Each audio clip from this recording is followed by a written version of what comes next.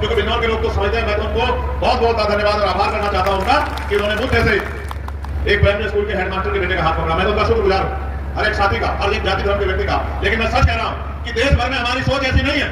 अगर देश भर में हमारी सोच ऐसी हो जाए कि हम दोस्त और दुश्मन को समझे और हम अच्छे साथी का साथ दें, तो मैं लिख के देता हूं कि संविधान की तरफ उठाने वालों की ये सोच रखने वाली जो है, ये चाहत जो रखने वाली जो है, ये जो छोटी सी तादाद है, ये जमीन में दफन हो जाएगी उसी दिन आपने बात तय करनी। प्यारे साथियों, मैं आपके और थाने के बीच में ज्यादा देर परेशानी नहीं बनूंगा क्योंकि मेरा ये काम नहीं।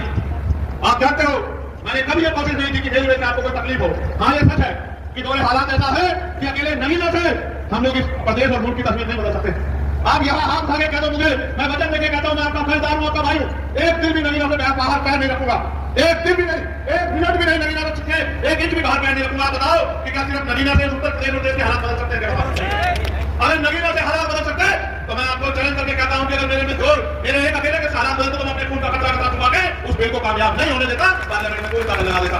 लेकिन बादशाह गिने जाते हैं, बादशाह गिने जाते हैं सरों के आधार पर बटन दब की ताकत होती है और पूरे मुल्क में लोगों की भी कमी है। जिन लोगों ने आपसे वोट मांगे थे, आप जानते हैं चेहरे साफ हो गए, उन लोगों ने सत्ता में रहने के लिए आपका हाथ एक खड्डे में छोड़ दिया और अभी 4-6 महीने साल 2 साल बाद क्योंकि आपकी याददाश्त बड़ी कमजोर हो गई है, आपका हाजमा बड़ा दुरुस्त हो गया है, यही लोग चोरा बदल के दामन बदल के झंडा बदल के आ जाएंगे और आप इनके साथ खड़े होकर इनको ताकत देकर और फिर से उम्मीद करोगे कि जिन्होंने आपको धोखा दिया था वो दोबारा आपको धोखा नहीं देंगे। अगर आप जिस तरह से आपने मेरे साथ खड़े होकर ताकत बनाई है, मेरे साथी जानते हैं जो सामने बैठे हैं वो भी मेरे शर्माते हैं और जो मंच पर बैठे हैं वो भी मेरे शर्माते हैं। जिस तरह से आपने मेरा यहाँ हाथ पकड़ा था वही हाथ अगर मीरापुर में मेरा पकड़ लिया होता तो आपको मैं लिख के देता हूँ कि विधानसभा में उत्तर प्रदेश में मेरे जैसा एक बहादुर मुजाहिद खड़ा होकर सरकार से आंखों से आंखें कान के आंखें मिला के टकराने का काम करता, सरकार से जवाब मांगने का काम करता।